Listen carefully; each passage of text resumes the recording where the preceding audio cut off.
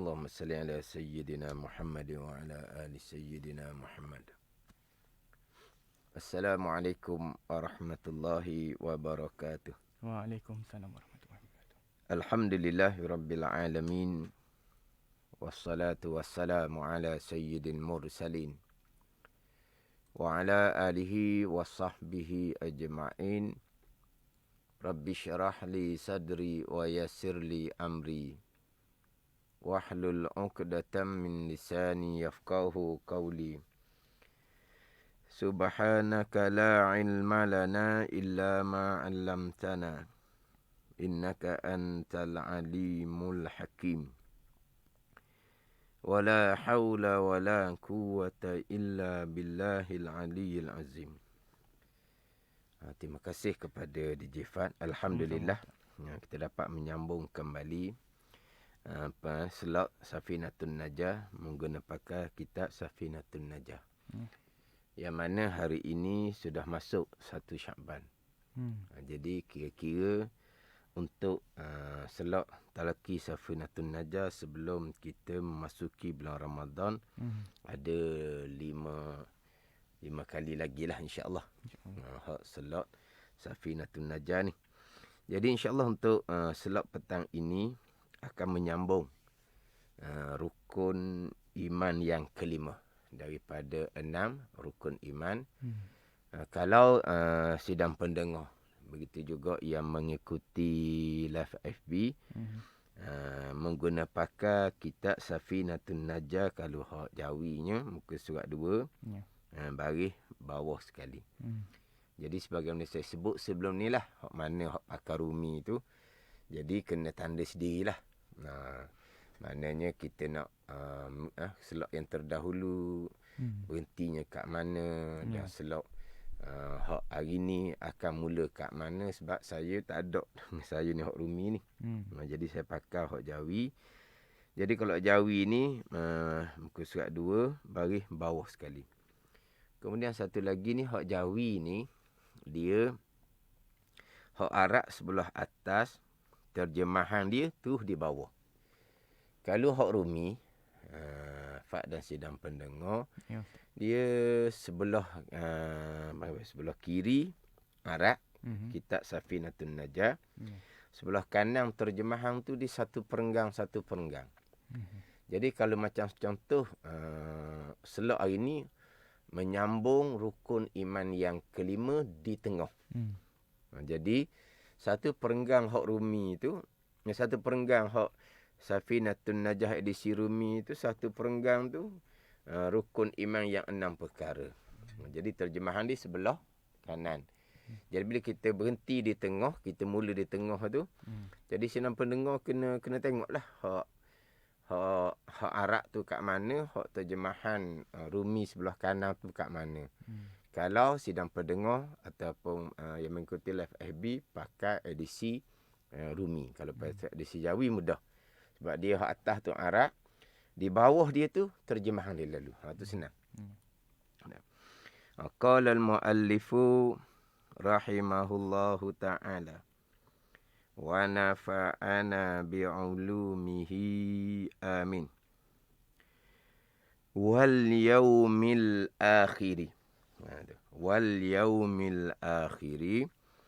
Di bawah tu terjemahan dia. Dan kelima daripada 6 rukun iman. Percaya pada hari qiyamah. Hak Arabnya wal yaumil akhiri, diterjemah dengan hari qiyamah. Wal yaumil akhiri ni hari kesudahan, yang kita panggil dengan hari akhirah. Akhirah tu hak asal di bahasa Arab lah. Kita akhirat lah dok. Akhirah. Kita sebut ngekir dok. Akhirat ke akhirat? Itu akhirat. Akhirah.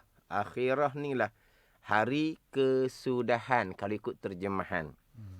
Hari qiyamah itu nama, di antara nama dia banyak nama ni. Hari akhirah, hari kesudahan, hari qiyamah ni dia banyak nama. termasuk dalam Fatihah kita tu lah. Yaumiddin tu. Maliki Yaumiddin. Yaumiddin tu hari akhirah lah tu. Hari agama, hari pembalasan dipanggil. Mana Yaumiddin, Maliki Yaumiddin, Tuhan yang memiliki hari pembalasan. Yaumiddin tu hari akhirah, hari qiyamah.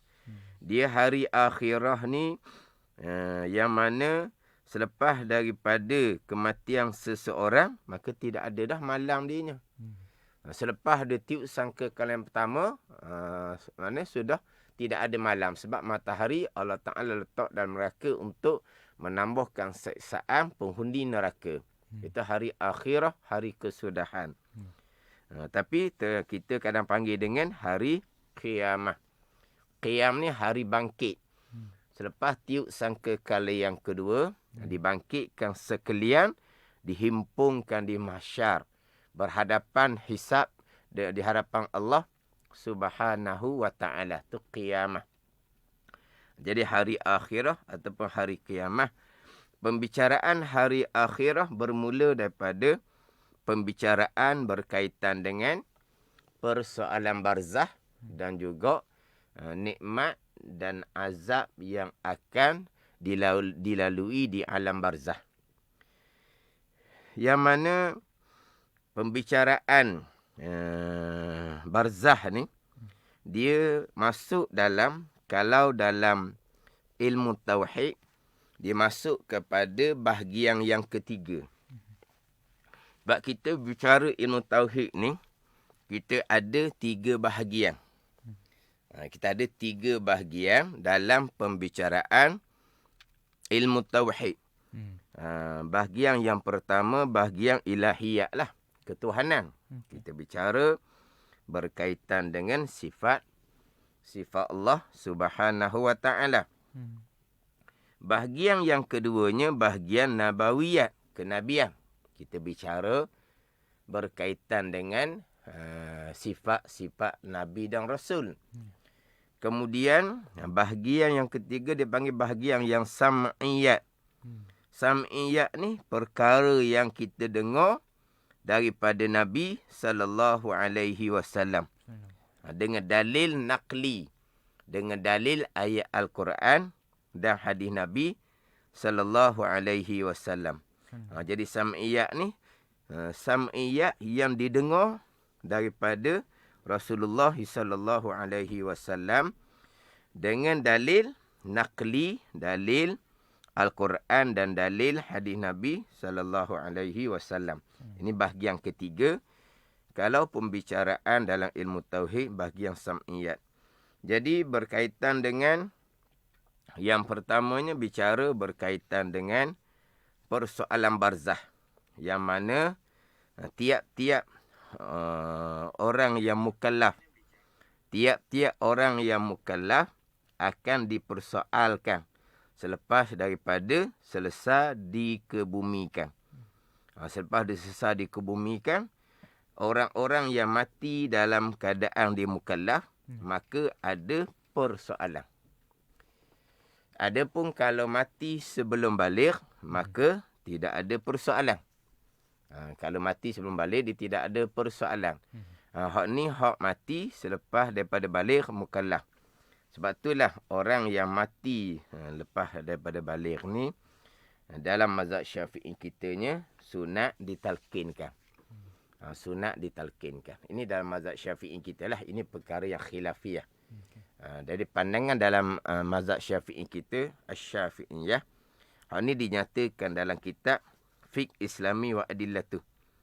Kitab Fiqh 4 mazhab yang masyhur, yang diguna pakai sekarang, yang dikarang oleh almarhum Syekh Wahbah Az-Zuhaili. Jadi dalam Fiqh Islami wa Adillatuh, dia ada satu tajuk di dalam tu, Talqinul Mayyit ba'da dafni. Talqinul Mayyit ba'da dafni. Ajar akan mayat selepas ke bumi.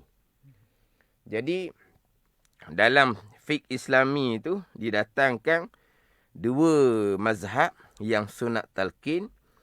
dua mazhab yang tidak sunat talqin. Cuma saya terlupa Asy-Syafi'iyah dengan Hanabilah ataupun Asy-Syafi'iyah dengan Hanafiyah tu saya terlupa. Tapi hak Asy-Syafi'iyah, ulama-ulama fiqh yang bermazhab Syafi'i sunatlah talqinnya. Tapi dia datangkan dua mazhab sunat talqin. Dua mazhab yang lain tidak sunat talqin. Talqin akan mayat selepas ke bumi. Yang mana dalam mazhab Syafi'i kita, ulama yang agak kuat membicarakan bab talqin ni adalah Imam Ibn Salah, guru kepada Imam Nawawi, dan juga Imam Nawawi sendiri yang menyatakan bahawa sunat talqin akan mayat selepas ke bumi. Atau ada tajuk dalam fiqh Islami wa adillah tu. Talqinul mayyiti ba'da dafni. Adapun talqin akan la ilaha illallah kepada mereka yang hampir meninggal, hak tu sepakat ulama tu. Hak Nabi perintah, laqinu mautakum la ilaha illallah. Tu. Talqin akan orang yang hendak mati akan la ilaha illallah. Tu talqin tu sepakat ulama. Tapi orang kita tak panggil talqin waktu tu. Orang yang nak mati, kita panggil apa? Orang Terengganu panggil ajar ngucap. Fak orang faham. Orang faham panggil benda? Ajar la ilaha illallah ke apa? Tak sekarang orang ni nak mati. Ajar mengucap kau. Ajar mengucap. Jadi dia panggil talqin lah tu. Talqin la ilaha illallah. Dia mengucap ni bukan la ilaha illallah. Mengucap ni asyhadu an la ilaha illallah, bukan tu mengucap. Mengucap dua kalimah syahadah tau. Ni bukan ni, dia ajar dengan la ilaha illallah. Tak ada lah asyhadu tu. Jangan ikut hok drama tu. Hok drama tu. Orang nak mati tu tak mati pun. Esok dalam pilihan lain ada pula dia. Bukannya mati. Ajar dia asyhadu an la ilaha illallah dah. La ilaha illallah ta'ala. Ajar la ilaha illallah sahaja. Okay.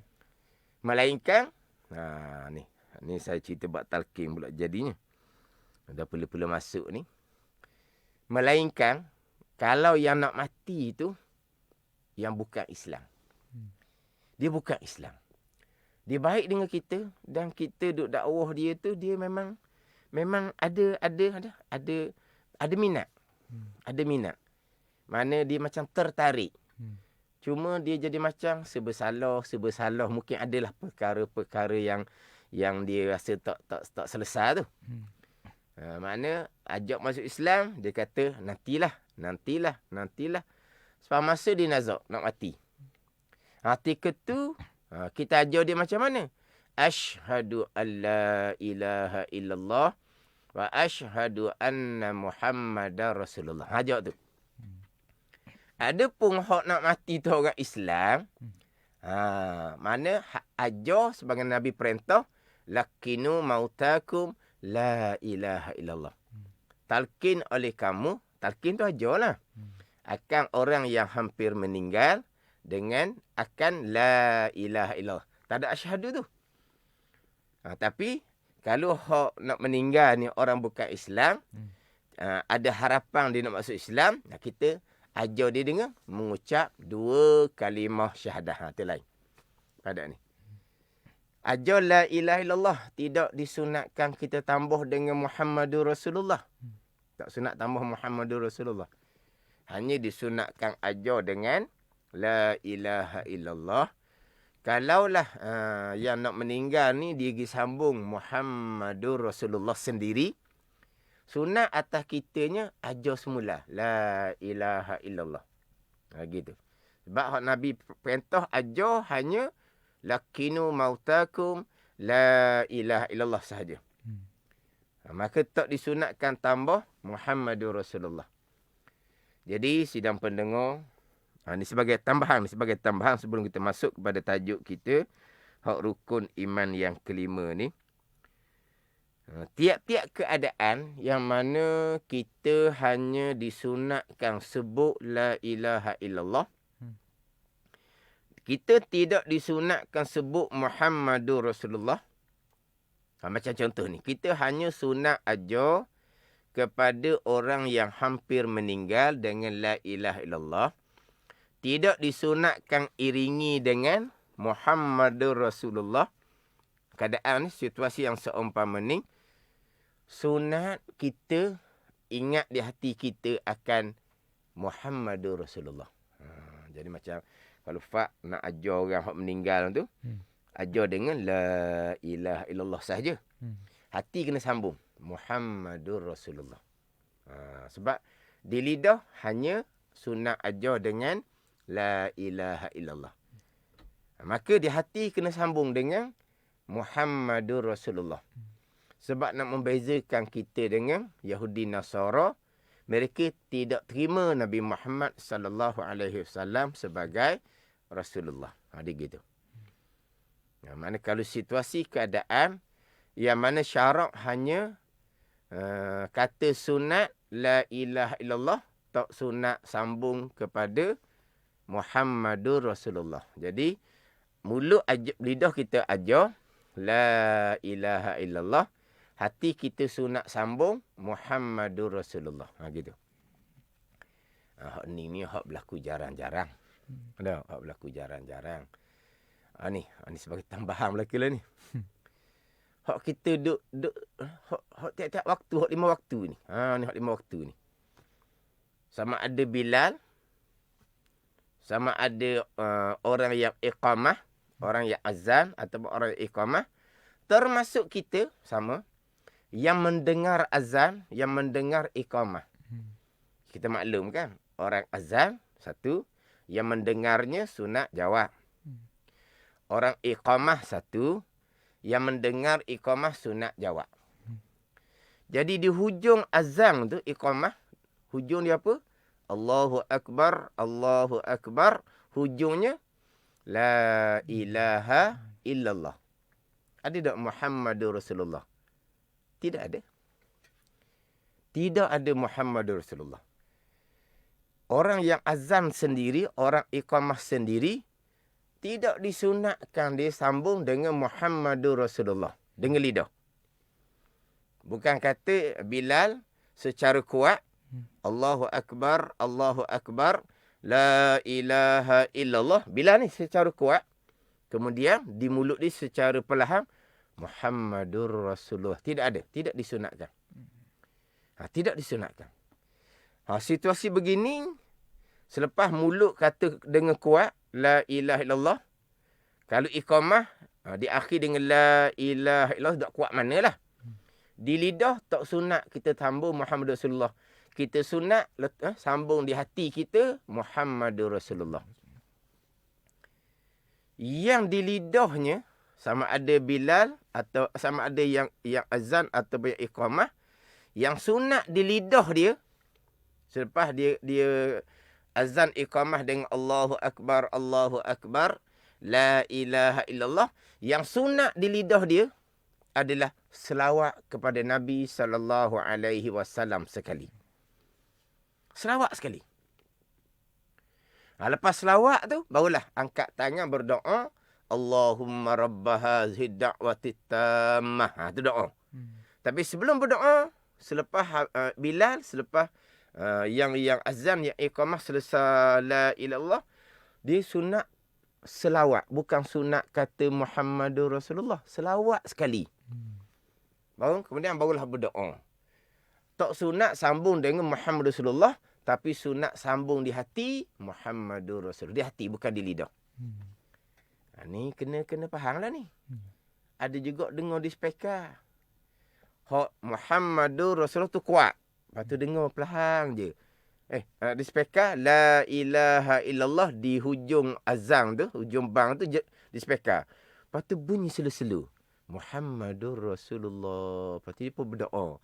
Allahumma rabba hazihi da'wati tammah. Sunat tak sambung Muhammad Rasulullah? Tak sunat. Yang kamu sambung? Yang sunat di situ apa dia? Nabi suruh selawat. Kamu tak selawat. Ni panggil degil ni. Orang suruh, dia tak buat. Orang tak suruh, dia pergi buat. Ni. Gitulah.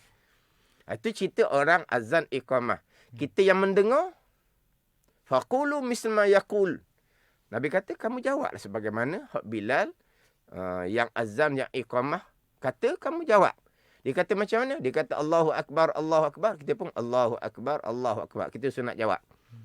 La ilaha illallah. Kita pun jawab dengan La ilaha illallah. Kita tak sunat sambung Muhammad Rasulullah. Tapi sambung di hati Muhammadur Rasulullah. Selepas kita jawab La ilaha illallah, sebelum kita angkat tangan berdoa, kita kena selawat sekali. Allahumma salli wa sallim ala Sayyidina Muhammad. Barulah kita berdoa. Allahumma rabba hazihi da'wati tamah. Ni. Ini persoalan lain jadi ni.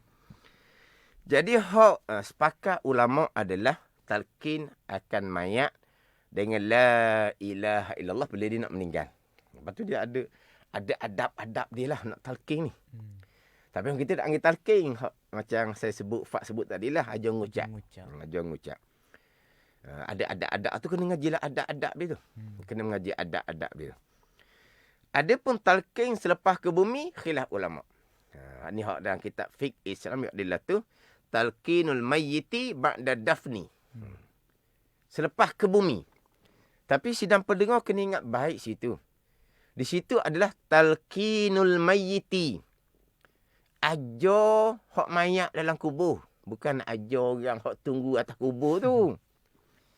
Ni ada pula, saya bukan nak ajar mayat. Dia kata, saya nak ajar orang hidup ni. Ada ramai-ramai ni. Tu ajar di sejid surah tu. Dah kamu talqin siapa? Talqinul mayyiti ba'da dafni. Talqin akan mayat dalam kubur tu. Tu hak disunatkan dalam mazhab Syafi'i kita. Tapi itu perkara khilaf lah. Dalam fiqh Islami pun dua mazhab sunat, dua mazhab tidak disunatkan. Ada ni. Jadi selepas daripada sesar ke bumi, talqin. Sebab apa? Sebab selepas sesar ke bumi, malaikat Munkar dan Nakir akan datang soal Munkar Nakir. Munkar Nakir belakalah soal orang yang beriman soleh pun Munkar dan Nakir. Soal orang yang fasik, orang yang kafir pun Munkar dan Nakir. Ini pandangan muktamad. Pandangan hak dhaif tu, cerita lain tu cerita pandangan muktamad saja. Cuma Munkar dan Nakir ketika nak tanya orang yang beriman dan soleh ni, rupa comel, pertanyaan pun comel. Nak tanya dengan orang kafir kok. Tu dah kitab panjanglah dia ceritanya. Pertanyaan tu pula, suara tu seperti guruh keluar suara tu. Seperti guruh keluar api pula. Yang mana disebut dalam hadis Nabi SAW-nya, yang mana hitam muka dan Nakir, maknanya mata dia biru seperti pucuk tembaga. Ni rupa muka dan Nakir bila tanya dengan orang fasik, orang kafir. Tapi muka Nakir yang sama, yang tanya orang yang beriman dan soleh, tapi rupa yang berbeza, cara menyoal yang berbeza. Kemudian, apakah perkara yang ditanya oleh Munkar dan Nakir? Setengah pandangan mengatakan bahawa ditanya berkaitan dengan sekalian persoalan akidah. Ada setengah mengatakan bahawa ditanya akan sebahagian daripada persoalan akidah. Dia banyak khilaf. Tapi yang pertama ditanyanya adalah, ni hak biasa dengar lah. Dalam talqin tu lah kita biasa dengar. Mar rabbuk. Mar rabbuk wa man dinuk, wa man nabiyyuk. Ni hak pertanyaan. Siapa tuan kamu? Siapa nabi kamu? Apa agama kamu? Dia mula dengan hak dalam talqin tu, mar rabbuk wa ma dinuk. Tu rasa. Siapa Rabb kamu? Itu pertama-tama. Boleh jawab ni bukan dengan kefasihan lidah. Boleh jawab ni bukan kerana Tok Imam lah ke siapa hak ajar talqin tu, bukan. Tu ajar talqin tu setakat, abang apa? Setakat nak Ni hak dalam Quran perintah fazakir fa inna zikra tanfa'ul mu'minin. Beri peringatanlah kamu, sesungguhnya peringatan tu memberi manfaat kepada orang-orang yang beriman. Jadi hak ajar atas kubur tu sebagai peringatan. Kalau hak dalam kubur ni hak beriman, dia akan dapat ambil manfaat. Hak dalam kubur ni beriman, dia akan dapat ambil manfaat. Maka hak atas tu beri peringatan saja. Tapi sebenarnya yang menjawabnya adalah iman masing-masing. Sebab selepas daripada mati, barzah, mahsyar, akhirah, persoalannya adalah iman. Persoalannya iman. Jadi bicara barzah ni bicara persoalan iman, persoalan i'tiqad. Yang boleh menjawab adalah orang-orang yang beriman. Pertanyaan-pertanyaan, man rabbuk? Siapa Rabb kamu? Rabbil alamin tu. Siapa Rabb kamu? Siapa Tuan kamu? Jadi nak jawab Allahu Rabbi ni, kena kenal Allah sebagai Rabb, kena kenal Allah sebagai ilah, sebagai sembahan yang sebenar. La ilaha illallah.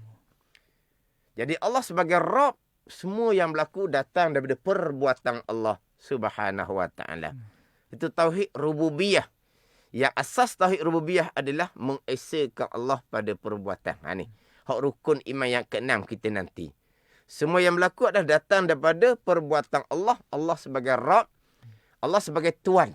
Ni dia, orang kita ni, Fak dan sedang pendengar, Rabbil alamin terjemah dengan Tuhan bagi sekalian alam.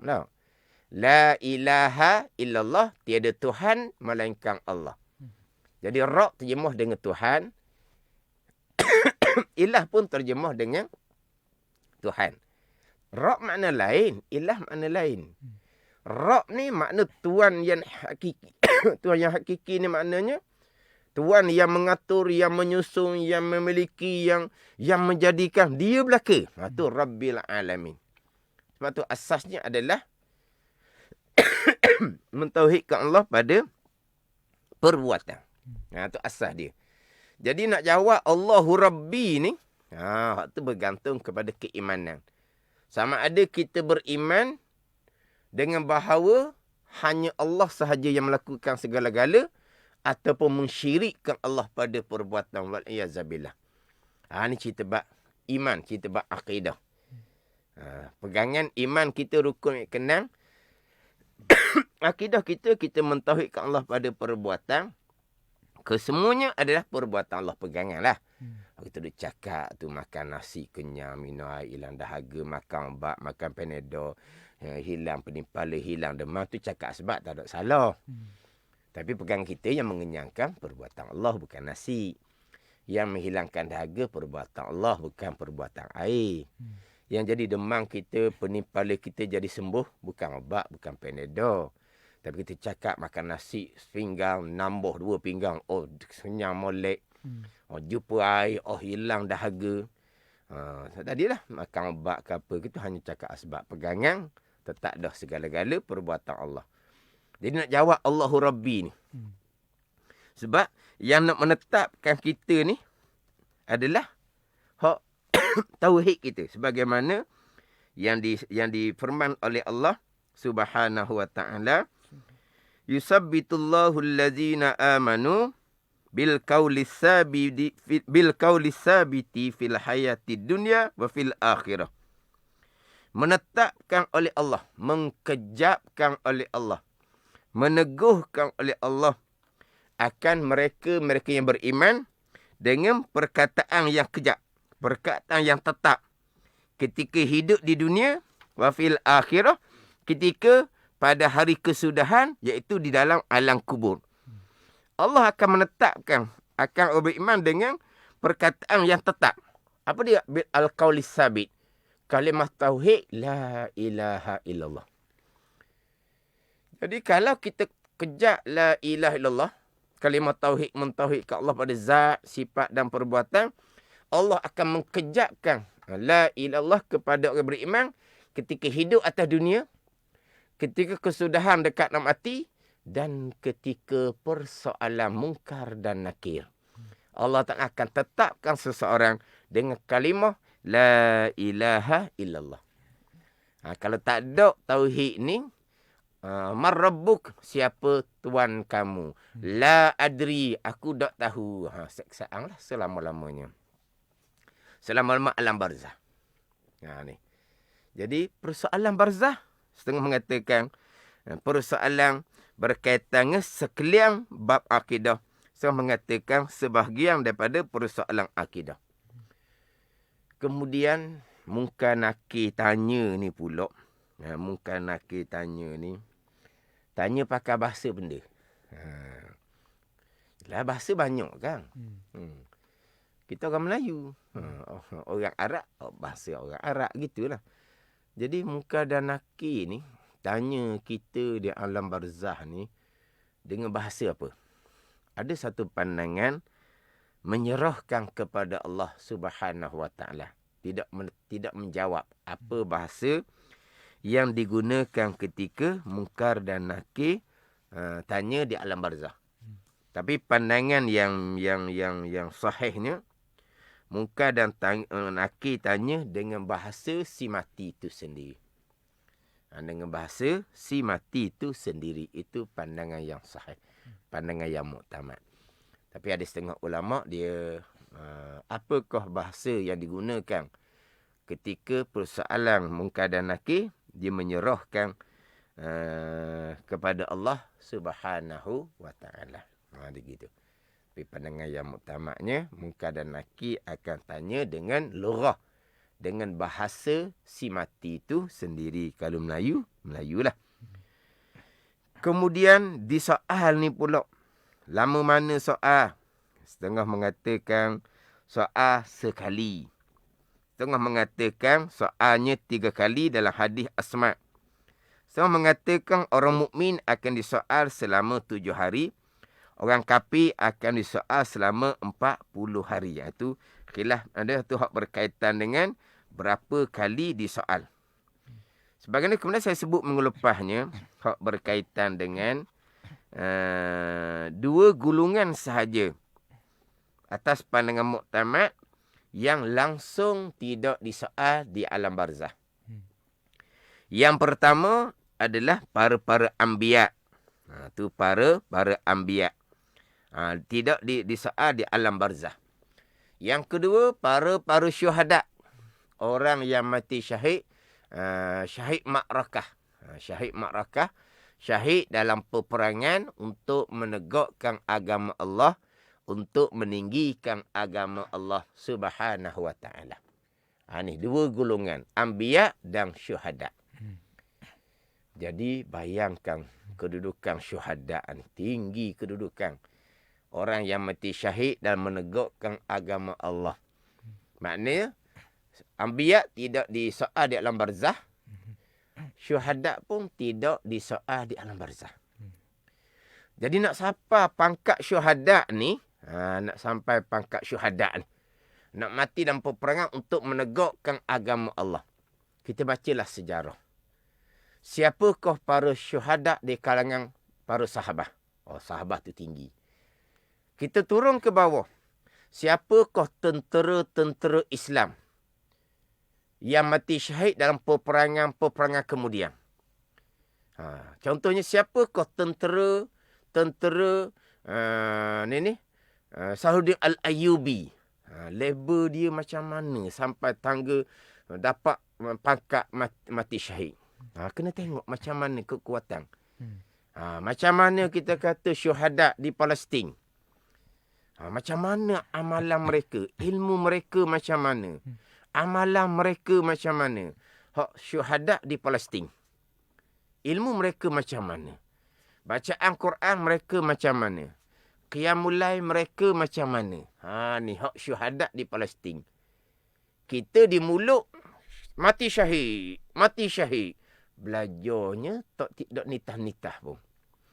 Mati syahid. Quran pun tak pandai nak baca. Semai sunat pun malah. Tu cerita sajalah.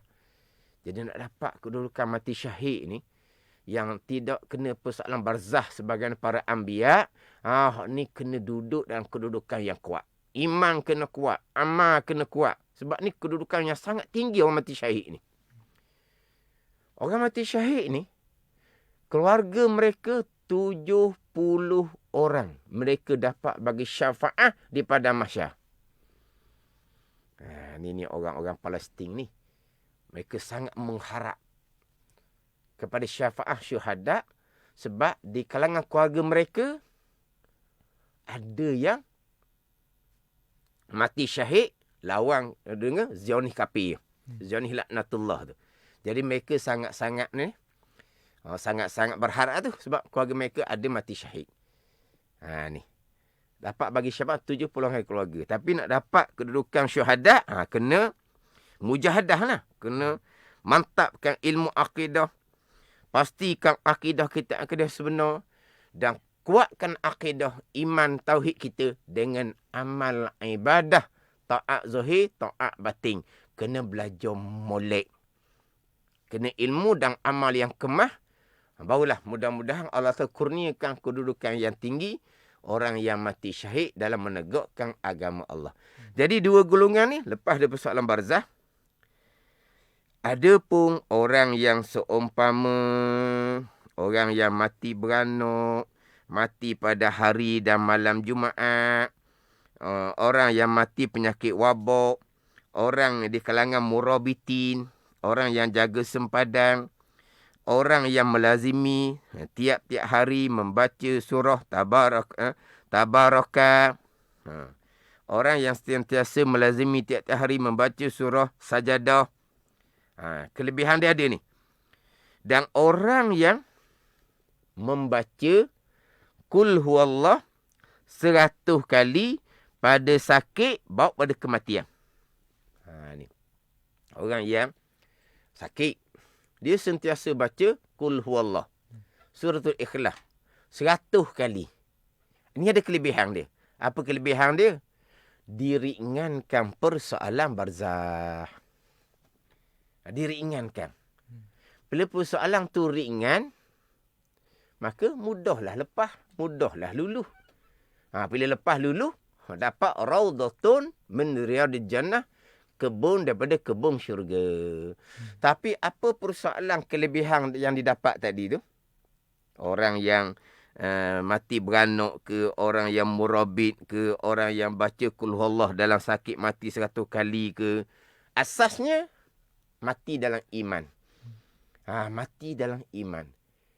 Kalau imannya tidak sah, akidahnya bukan akidah yang sebenar, sakit mati dia baca Qul huwallah 100,000 kali pun tidak ada manfaat walaupun sedikit. Pokok pangkal nak dapat kelebihan ni, orang yang melazimi baca Tabaraka tiap-tiap malam sampai dia mati. Membaca Sajadah tiap-tiap malam sampai dia mati. Kelebihan dia diringankan persoalan barzah. Satu pandangan bukan diringankan, dilepaskan terus, tak ada diringankan. Itu pandangan da'i. Pada ni lebih orang baca surah Tabaraka tiap-tiap malam ni. Tapi serta dengan iman akidah yang sebenar. Mentauhidkan Allah Subhanahu wa taala. Tu bab iman, bab akidah, bab tauhid kena kejap molek. Jadi hak ni kita bicara masih lagi berkaitan dengan persoalan barzah. Jadi kira-kira masa kita begitulah. Mana masa sampai masa, jadi untuk insya-Allah untuk slot akan datang tu saya akan menyambung lagi lah berkaitan dengan persoalan barzah, pergi kepada bangkit kembali, himpun di mahsyar, ada syafaatul uzma, ada hisab, ada mizan, ada telaga haud, titiang sirat, kemudian pembicaraan syurga dan neraka.